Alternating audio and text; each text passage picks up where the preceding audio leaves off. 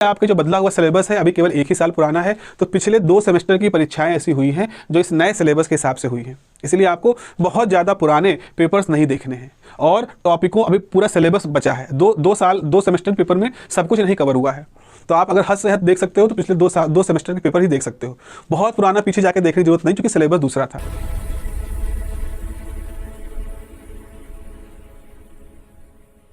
Hello बच्चों, एक बार फिर से आपका स्वागत है। हम लोग आ चुके हैं अपने एक टॉपिक पे कि जिससे पहले की हमारी बातचीत हुई थी, इंटरफेरेंस होने के लिए शर्तें क्या हैं।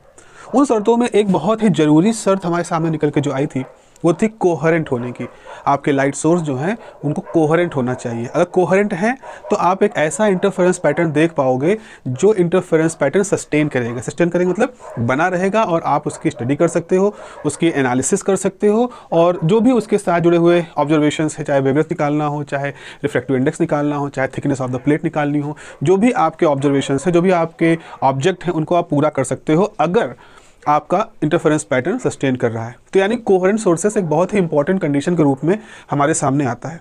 फिर अगला सवाल ये होता है कि कोहेरेंट सोर्सेस क्या कुछ अलग तरह के सोर्सेस हैं? कोई अलग तरह के बल्ब होते हैं, किसी अलग कंपनी के बल्ब होते हैं? तो ऐसा नहीं है। इवन हम ये कहते हैं कि हम 2 अलग अलग सोर्सेस को, 2 अलग अलग बल्बों को कभी भी कोहेरेंट सोर्स नहीं बना सकते। और यहाँ से कोहेरेंट सोर्स के ऊपर एक बहुत ही इंपॉर्टेंट क्वेश्चन बनता है कि what are the methods to produce the coherent sources. तो क्या लिखेंगे, क्या होते हैं कोहेरेंट लाइट सोर्सेस? पहले उसकी छोटी सी परिभाषा लिख लेते हैं और फिर हम समझेंगे कि क्यों हम 2 अलग अलग लाइट सोर्सेस को कोहेरेंट सोर्स नहीं बना सकते, और फिर ये भी देखेंगे कि आखिर इस समस्या का हल कैसे किया गया, इस समस्या को सॉल्व कैसे किया गया, कैसे कोहेरेंट सोर्सेस बनाए जाते हैं जिसकी वजह से हम इंटरफेरेंस पैटर्न को बनता हुआ देखते हैं। ये आज के लेक्चर का मोटिवेशन है। कोहेरेंट सोर्सेस की जितनी भी डिटेलिंग होती है वो हम लोग यहाँ समझेंगे, ताकि इस पे आने वाले कोई भी क्वेश्चन, छोटे से छोटे क्वेश्चन को भी हम अच्छे से आंसर कर पाएँ।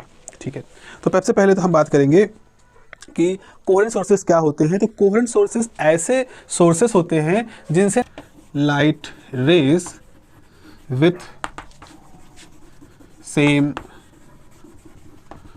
Frequency comma same wavelength and the phase difference between waves, phase difference between waves is always 0 और constant।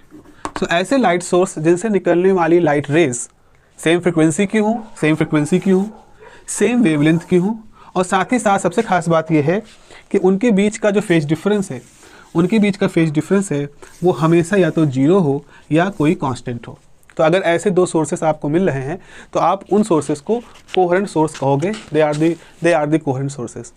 तो जैसे अगर हम कहें हमारे पास एक सोर्स है ये 1, इससे निकलने वाली इस तरह की हमने एक वेव बनाई, ये हमारी एक वेव है। एक हमारे पास लाइट सोर्स है 2, इससे निकलने वाली भी हमने एक इस तरह से वेव बनाई। एक और लाइट सोर्स है 3, इससे निकलने वाली हमने इस तरह की एक वेव बनाई। एक और लाइट सोर्स है 4, इसकी वजह से भी हमने इस तरह से निकलने वाली वेव बनाई। अब हम यहाँ पर एक बात की एनालिसिस करेंगे, देखेंगे कि कौन कौन से लाइट सोर्सेस 1, 2, 3, 4 में कौन कौन से लाइट सोर्सेस आपस में कोहेरेंट हैं और कौन से कोहेरेंट नहीं है। जैसे अगर हम इसको देखें, आप अगर देखो, आप मान लो एक चेक पॉइंट बनाते हो, ये एक लाइन एक चेक पॉइंट है, दूसरी लाइन ये दूसरी चेक पॉइंट है, ये कोई लाइन है जो तीसरी चेक पॉइंट है। इस तरह से हम यहाँ पर कुछ चेक पॉइंट बना रहे हैं। तो आप देखें, पहली वेव का जब ये पीक आता है तो दूसरी वेव का भी आप समझ लो पीक से थोड़ा सा आगे चला गया, यहाँ पर आगे चला गया, यानी दोनों की सिमिलरिटी नहीं है। यहाँ पीक आने से यहाँ भी सिमिलरिटी नहीं है। यहाँ तो जब इसका पीक आता है और तब इसका मिनिमा आ जाता है तो यहाँ भी सिमिलरिटी नहीं है।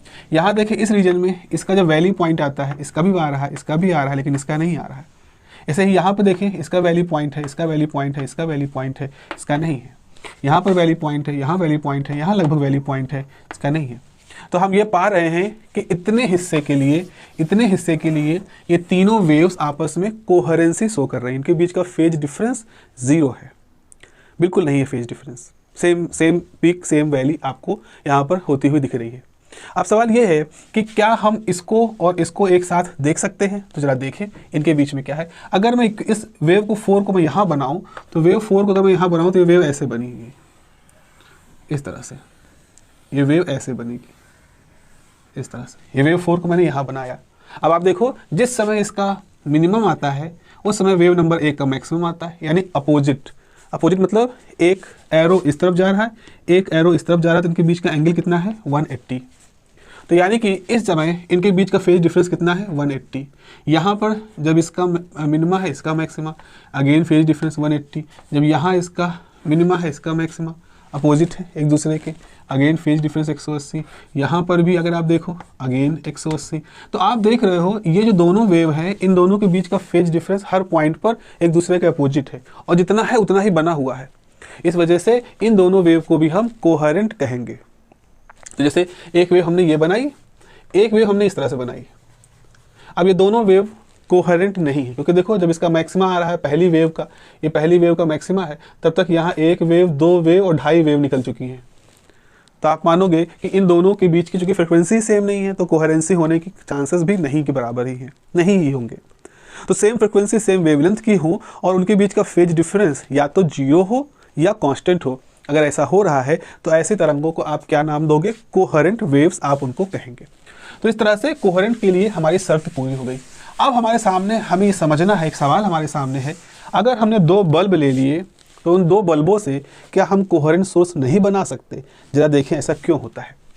अगर आपके पास एक बल्ब है, इसके अंदर फिलामेंट है, तो फिलामेंट के अंदर क्या होगा? एक तार है, इसके अंदर बहुत सारे इलेक्ट्रॉन्स, बहुत सारे एटम हैं। बल्ब से रोशनी कैसे निकलती है? होता क्या है, आप जो इलेक्ट्रिकल एनर्जी देते हो उस इलेक्ट्रिकल एक्साइटेशन से बल्ब के अंदर जो एटम है वो एक्साइट हो जाते हैं। एक्साइट होने का मतलब है वो उसके अंदर इलेक्ट्रॉन किसी हाई एनर्जी लेवल पे पहुंच जाते हैं। तो इसके अंदर क्या होता होगा, एक एटम में, एटम ग्राउंड स्टेट पे है इलेक्ट्रॉन, और इलेक्ट्रॉन किसी एक्साइटेड स्टेट E2 पहुंच जाएगा, पहले वो E1 में था। इलेक्ट्रॉन जब वापस जंप करेगा तो एक फोटोन बाहर निकलेगा। इस तरह से चूंकि इसके अंदर करोड़ों एटम है, करोड़ों, कई 100 करोड़ एटम है, तो सारे एटम एक्साइट होते हैं और अपनी एनर्जी को फोटोन के रूप में बाहर फेंकते हैं, और वो सारे फोटोन मिलकर के आपकी वेव बनाते हैं। आप कह रहे हो कि एक बल्ब से निकलने वाले सारे फोटोन जो ये वेव बना रहे हैं, दूसरे बल्ब से भी जब सारे फोटोन निकले तो एग्जैक्टली वैसे ही वेव बने। यानी कि आप ये चाह रहे हो कि जितने हजारों लाखों करोड़ जो फोटोन निकल रहे हैं एक बल्ब से, वो बिल्कुल वैसा ही रूल फॉलो करे जैसा हजारों करोड़ फोटोन निकल रहे हैं दूसरे बल्ब से, वो भी एटॉमिक लेवल पर, जहां हमारी कोई बात नहीं चलती, वहाँ क्वांटम मैकेनिक्स के रूल फॉलो होते हैं। हम एक्साइट कर सकते हैं, हम बल्ब के स्विच को ऑन ऑफ करके बल्ब में जाने वाली एनर्जी को हटा सकते हैं या डाल सकते हैं, लेकिन उसके बाद उस एनर्जी से कितने एटम एक्साइट होंगे, वो उन एटमों के डी एक्साइटेशन से कब कब फोटोन निकलेंगे, किसकी दिशा में निकलेंगे, ये हमारे कंट्रोल के बाहर होता है। और अगर आपको 2 लाइट सोर्स बिल्कुल कोहेरेंट चाहिए, तो इसका मतलब आपको दोनों बल्ब के अंदर एटॉमिक लेवल पर हजारों करोड़ एटमों के ऊपर आपको इतना कंट्रोल होना चाहिए कि आप ये सुनिश्चित कर सको कि सबसे एक साथ एक जैसे फोटोन निकलेंगे, सारे एटम एक साथ जंप करेंगे, ग्राउंड स्टेट में आएंगे और सब एक साथ एक जैसा फोटोन निकालेंगे। दिस इज प्रैक्टिकली क्या कहो, असंभव, लगभग असंभव जैसी बात होती है। तो इस वजह से हम कभी भी 2 अलग अलग लाइट सोर्सेस को एक सिंगल कोहेरेंट सोर्स की परिभाषा में नहीं रख पाते, इसलिए हम प्रयास भी नहीं करते। अगर संयोग ऐसा हो जाता है तो वो संयोग बहुत थोड़े समय के लिए होता है, कुछ मिली सेकेंड तक लिए होगा, इतना कम उनका कोहेरेंस टाइम होगा, कोहेरेंस लेंथ और भी कम होगी, और फिर वो हमारे किसी काम का नहीं रह जाएगा, फिर उसको हम प्रैक्टिकल यूज में नहीं ला पाएंगे। इंटरफेरेंस सेकंड के लाखवें हिस्से तक एग्जिस्ट करेगा और फिर वो खराब हो जाएगा, तो वो हमारे किसी काम का नहीं, क्योंकि हमको तो सेकंड भी बहुत छोटा समय लगता है। तो इस तरह से इन्हीं सारी दुश्वारियों की वजह से कभी भी 2 अलग अलग लाइट सोर्स जो होते हैं प्यारो, उनको हम एक साथ कभी भी कोहेरेंट सोर्सेज की तरह से काम में नहीं ला सकते। तो अगर मैं आपको जो नोट्स मैंने शेयर किए हैं उनके साथ में बात करूँ, so the 2 independent light sources like the 2 separate bulbs cannot maintain a constant phase relationship because each source emit light due to random atomic emission. In this way, to obtain the coherent sources, they must be derived from a single original source of light. कहने का मतलब है atomic level पर जो randomness होती है उसको हम कंट्रोल नहीं कर सकते हैं, इसीलिए हम किन्हीं 2 अलग अलग बल्बों से एक साथ एक जैसी हमेशा हर दिशा में होने वाली वेव को नहीं पा सकते हैं। And that is why we can't get 2 coherent sources from two different light bulbs. तो व्हाट इज द इसके रेमेडी क्या है, इसका हल क्या है बच्चा? इसका हल ये है कि एक ही लाइट सोर्स से हम कोहेरेंट सोर्स बनाएं। अब ये कैसे होगा? तो यहाँ से हमारे पास आता है there are two methods of production of coherent sources. तो हम आगे हम यहाँ पे लिखेंगे methods of production, methods for production of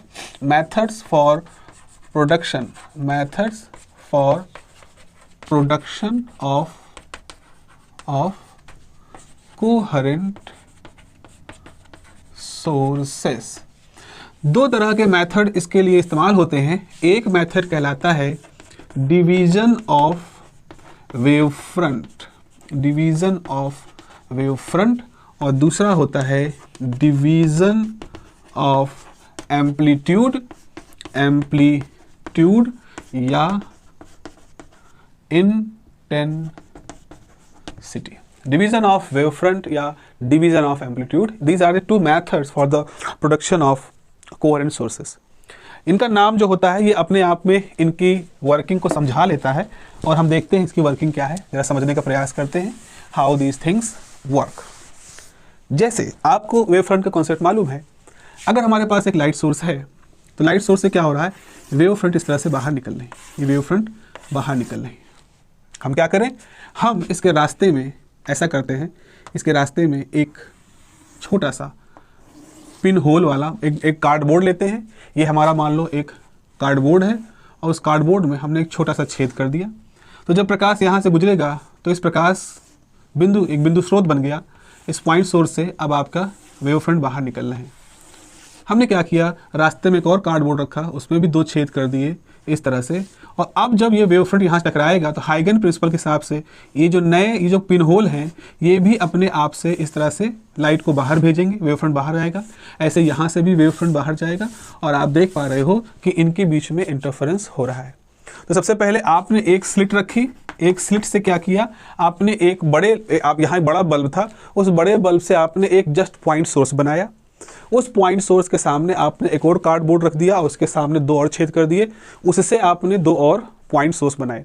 क्योंकि ये दोनों लाइटें इस पॉइंट सोर्स, इसको मान ले हम सोर्स S2 है, इसका नाम है S1।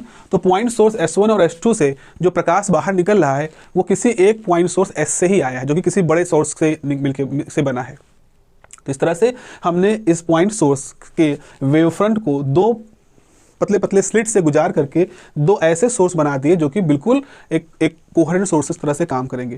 क्योंकि इनसे निकलने वाली लाइट एक ही सोर्स के दो हिस्सों से, एक ही सोर्स का वेव फ्रंट गया, एक हिस्सा यहाँ से निकला, एक हिस्सा यहाँ से निकला। और हाइगन प्रिंसिपल क्या कहता है, जब भी कोई वेव फ्रंट किसी जगह पर टकराता है तो वो जिस जगह पर टकराता है उस पॉइंट को वो सेकेंडरी सोर्सेस की तरह से कन्वर्ट कर देता है, सेकेंडरी वेव सोर्सेस की तरह से कन्वर्ट कर देता है। तो अगर आप इसको एक प्राइमरी सोर्स मानो, हालांकि ये भी किसी बड़े लाइट सोर्स से मिलकर से बना है, तो अगर इसको हम एक समय के लिए प्राइमरी मान लें तो इसका वेव फ्रंट सामने वाले स्लिट S1 और S2 पे टकराता है और उन S1 और S2 स्लिट को सेकेंडरी सोर्स में कन्वर्ट कर देता है। तो आपके पास जो S1 और S2 से निकलने वाला प्रकाश है वो कैसा हो जाएगा, कोहेरेंट सोर्सेस की तरह से काम करेगा। तो जो कि यहाँ वेव फ्रंट ही दो स्लिटों पे पड़ करके उनको नए सेकेंडरी सोर्स की तरह से कन्वर्ट कर दे रहा है, इसीलिए इस मेथड को नाम दिया जाएगा डिवीजन ऑफ वेव फ्रंट। क्योंकि यहाँ पर जो एक मेन वेव फ्रंट है वो वेव फ्रंट दो सोर्सेस से मिल करके, दो सोर्सेस S1 S2 टकरा करके नए कोहेरेंट सोर्स की तरह से काम कर रहा है। अब सवाल यह है क्या इस तरह का मेथड हम और भी कहाँ यूज हुआ, तो इसका एग्जाम्पल जो है आपके पास है वो है Young's double slit experiment. Young's का जो डबल स्लिट एक्सपेरिमेंट था वो इसी प्रिंसिपल पे भी काम करता है। ऐसे ही फ्रेस्नेल थे, तो फ्रेस्नेल्स बाइप्रिज्म का जो एक्सपेरिमेंट है, फ्रेस्नेल्स बाइप्रिज्म एक्सपेरिमेंट भी इसी तरह के सिद्धांत पर काम करता है। फ्रेस्नेल्स बाइप्रिज्म एक्सपेरिमेंट भी इसी तरह से डिवीजन ऑफ वेव फ्रंट के सिद्धांत पर काम करता है। अब जरा देखिए एक और अब ये तो बन गया वेव फ्रंट वाला मामला। अब हम बात करते हैं अगला, और अगला हमारे पास क्या है, अगला हमारे पास है डिवीजन ऑफ एम्पलीट्यूड या डिवीजन ऑफ इंटेंसिटी। क्योंकि आपको मालूम है कि इंटेंसिटी जो होता है वो एम्पलीट्यूड के स्क्वायर के प्रोपोर्शनल होता है। तो अगर हम कहीं कह रहे हैं किसी प्रोसेस में कि यहाँ एम्पलीट्यूड का डिवीजन हो रहा है, तो यानी कहा जा सकता है कि वहाँ पर इंटेंसिटी का डिवीजन हो रहा है।